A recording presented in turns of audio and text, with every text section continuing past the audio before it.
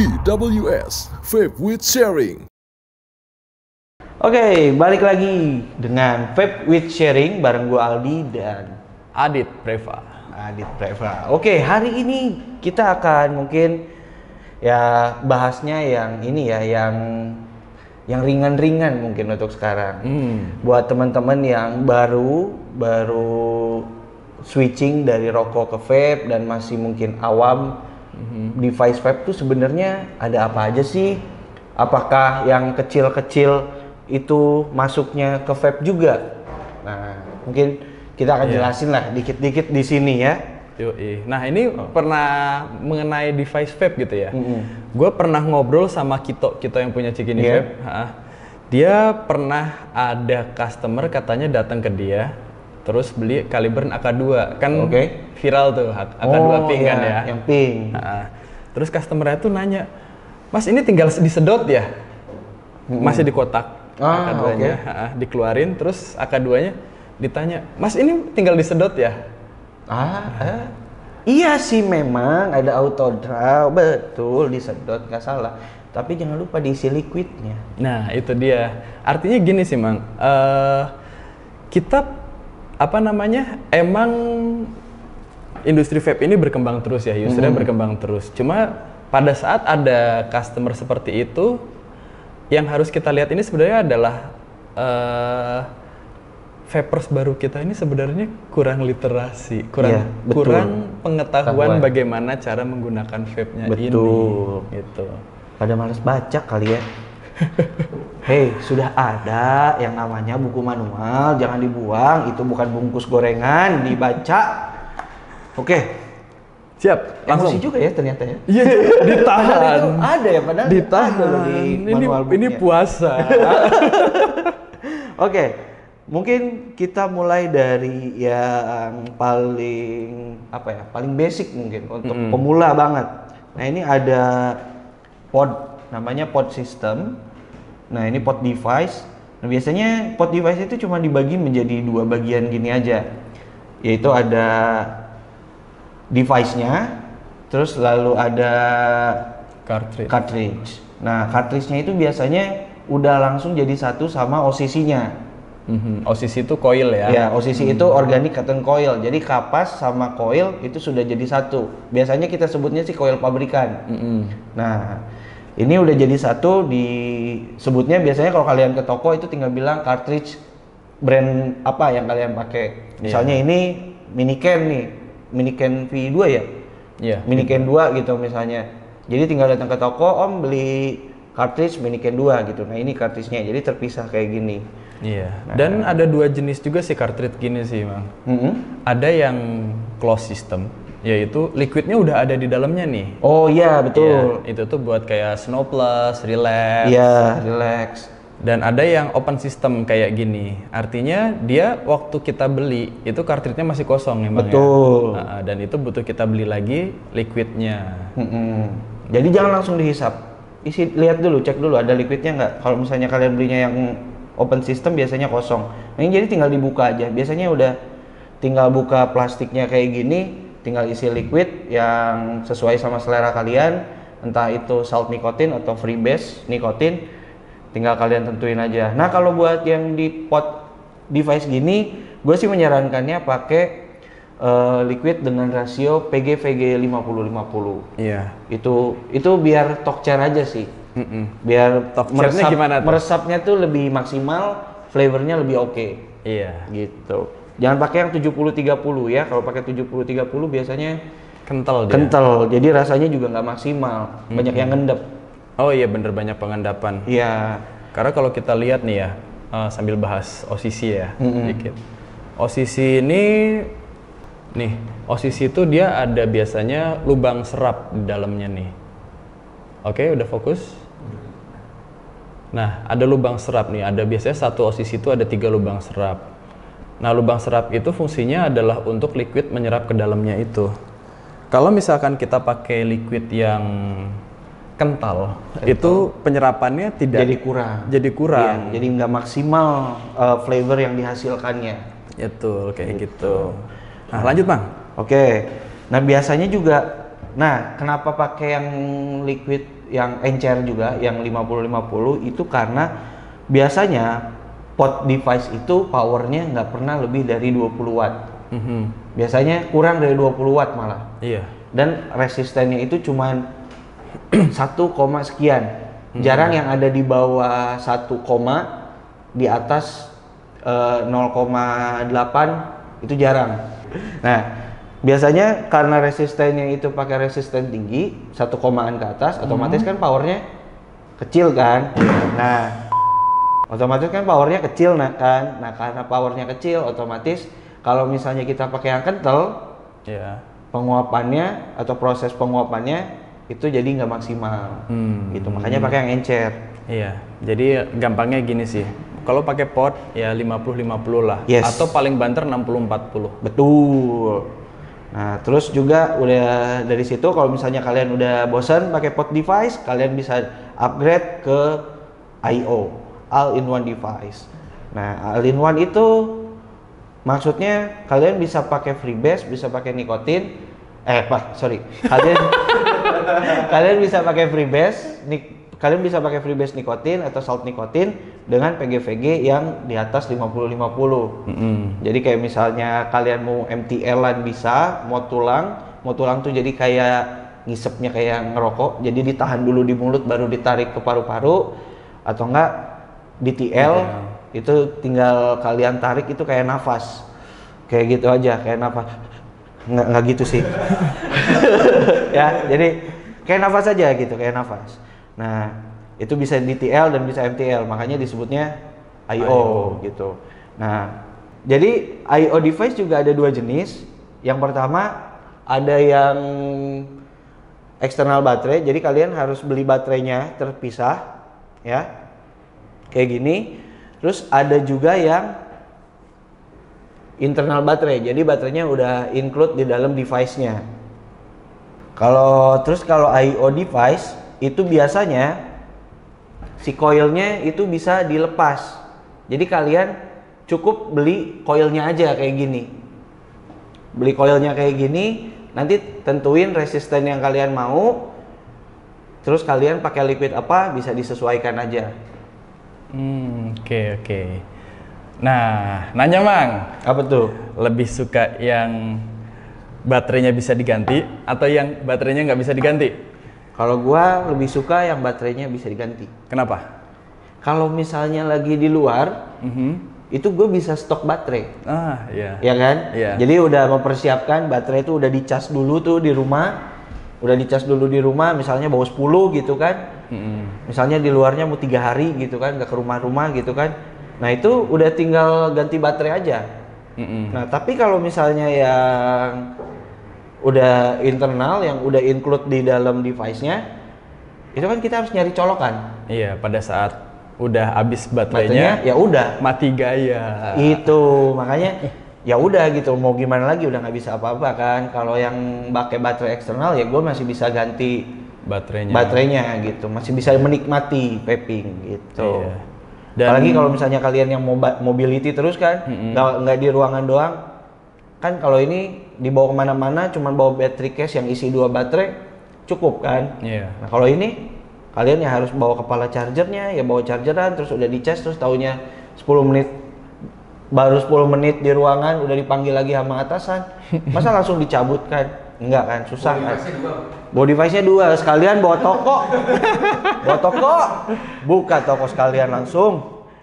Kayak dan gitu. Trivia juga sih dikit. Di bagian bawahnya ini ya, device ini kalau di orang di Cina sana ini disebutnya adalah battery. Jadi battery itu bukan cuma baterainya doang. Satu pack itu. Satu pack gini segini itu disebutnya battery. Battery dan tambah cartridge mereka sebut pot. Iya. Dan di battery ini biasanya bagian paling lemahnya itu atau bagian paling cepat rusaknya itu adalah baterainya. Oh iya. Ya, umurnya biasanya cuma 3 sampai 6 bulan. Jadi kalau kita beli device yang baterainya bisa kita ganti-ganti, itu umurnya bisa di atas 6 bulan.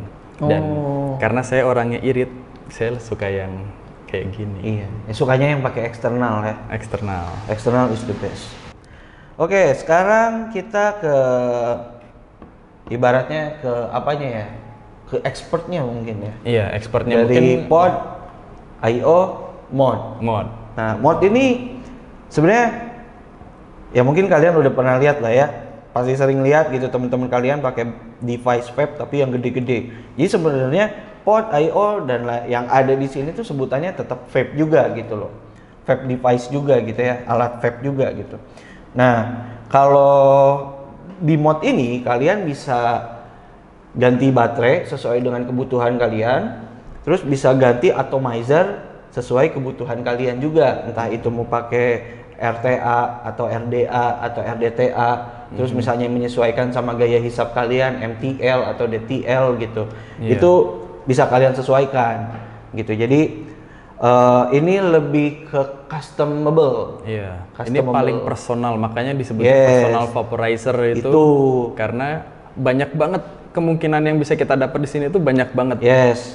Dan di sini menariknya di device yang mod device ini kan ini ada RDA atau RTA dan kita itu bisa ngulik sendiri gitu, kayak misalnya masang kawatnya, masang coilnya gitu ya, ngatur tingginya, masang kapasnya, semuanya itu bisa kita lakukan sendiri.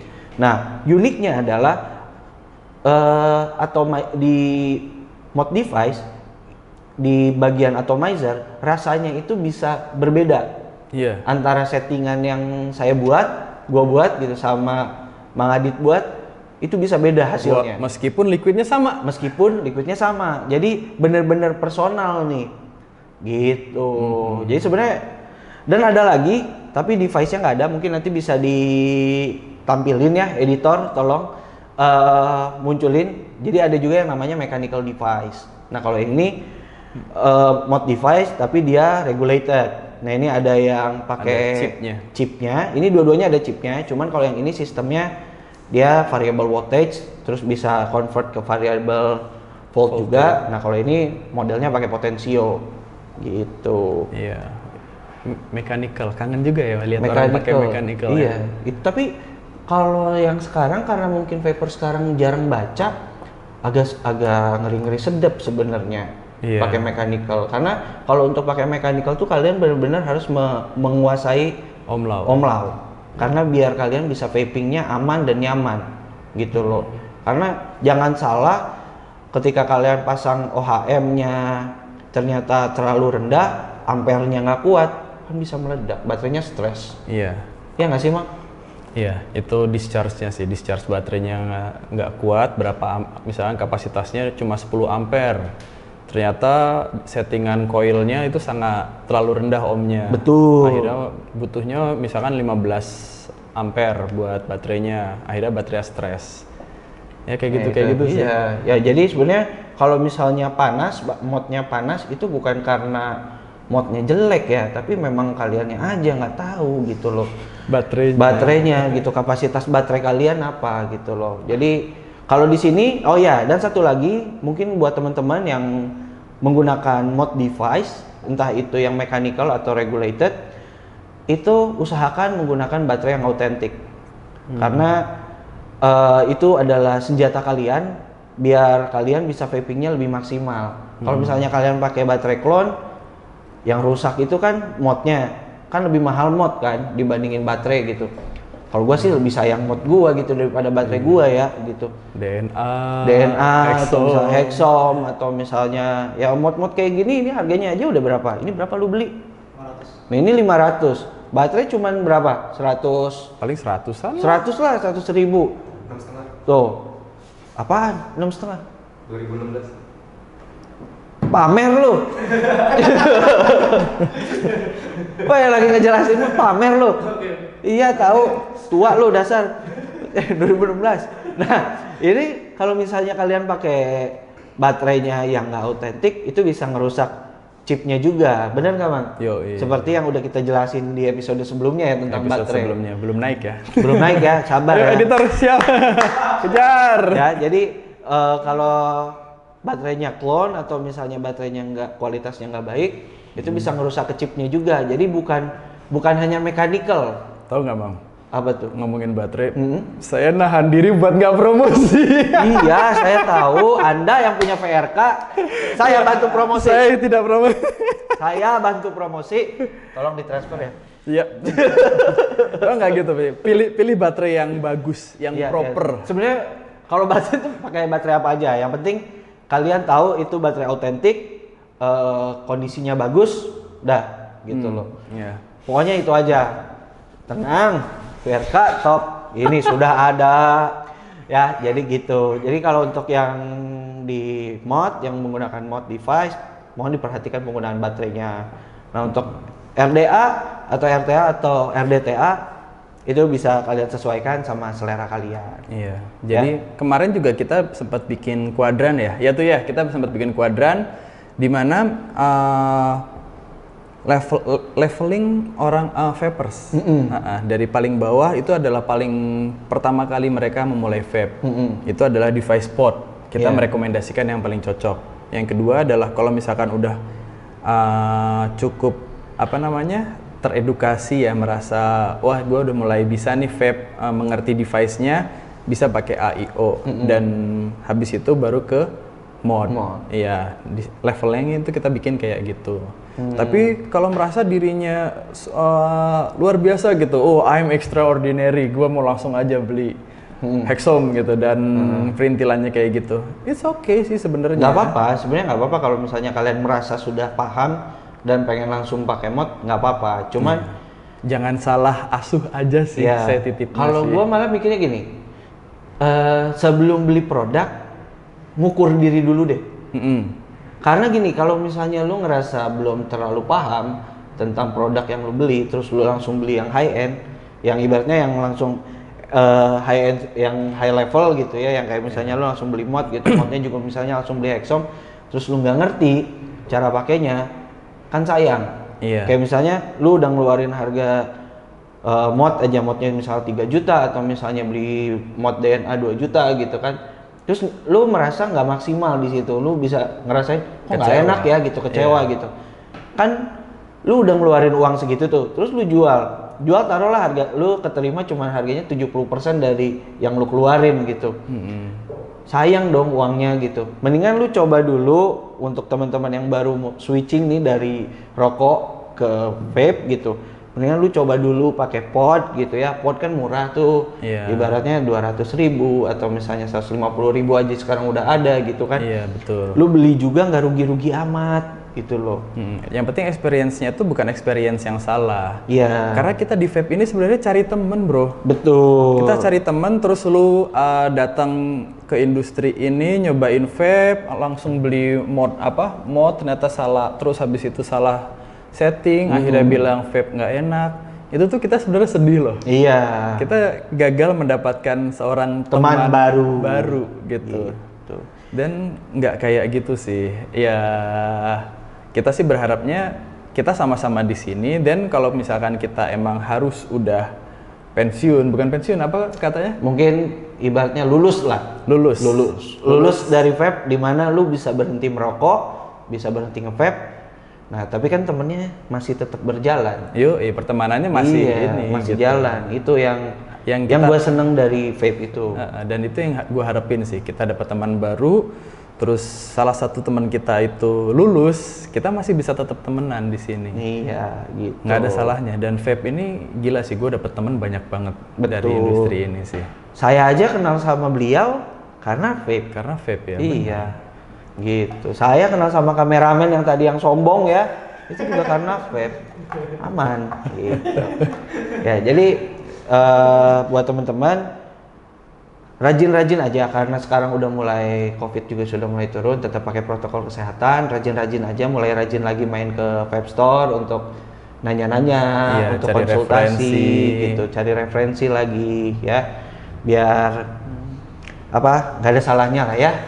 Untuk tahu lebih ya. Terus buat teman-teman, buat yang newbie juga jangan sungkan untuk langsung tulis aja di kolom komentar apa yang mau ditanyakan.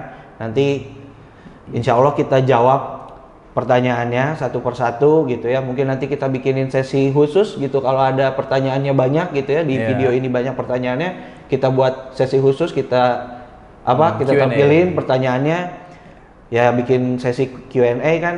seru juga gitu. Oke, mungkin sekian dulu episode hari ini. Nggak ada salahnya buat tahu lebih dengan Vape with Sharing. Sampai jumpa di next episode. So, see you. Ciao.